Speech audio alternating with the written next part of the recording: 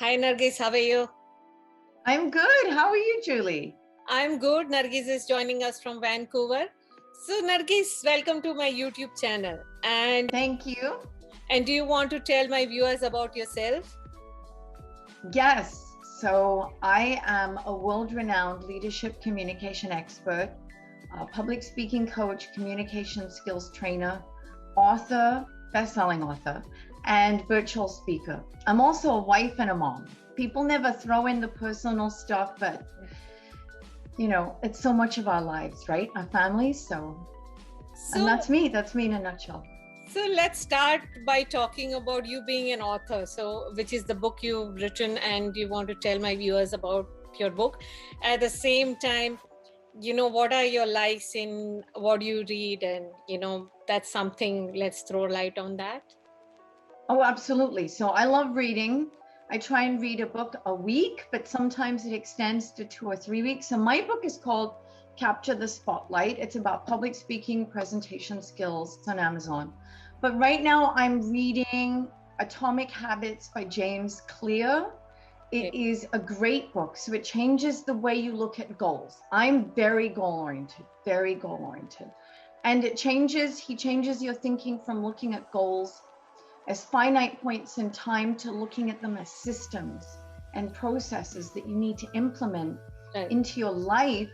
So the goal actually becomes a way of life. It's a really good book. I highly recommend it. Perfect. And I think apart from your professional work, can you tell our viewers about your work with British Columbia Business Network as well? I think you are a very integral part of that network as well. So what does BC India Network do? And what's your role within it? It's an amazing group of people. I'm on the board of directors, and we focus on events and collaborations between British Columbia, which is a province in Canada, for those of your viewers who don't know, and India.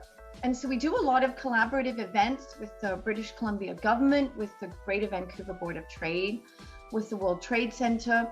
And it really encourages each party to learn about the other and improve trade and relations. So I believe that the pandemic has made us all, in one sense, more local, but in another more global. Because we realize now, because we're all online all the time, I mean, you're in India, I'm in Canada, how interconnected we are, how one country really impacts another. So it was a natural fit for me because my clients and audiences all over the world. Right.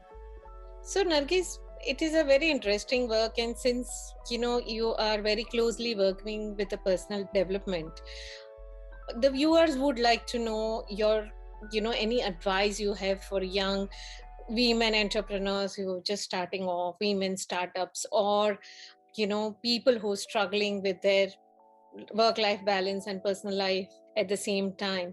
So do you have any quick advice for them? Yes, so that's a great question. I love being an entrepreneur, and I actually volunteer a lot of my time working with young entrepreneurs and women entrepreneurs. So it's very important to me. So particularly for young people and women who I mentor and volunteer with as entrepreneurs, I find that they have a lot of doubts, and that's natural. But you need to have faith in yourself. You need to have confidence in yourself, in your dreams, in your vision, and go after it. Right. Set goals, work hard, and keep going. You will fail, you will have obstacles. You need to keep going. And every time you fall down, get back up. Every time you fall down, get back up. That's what I do. I failed hundreds of times for every one time I succeed. And so that's the most important thing. Keep going, keep working hard, and have confidence in yourself. Right.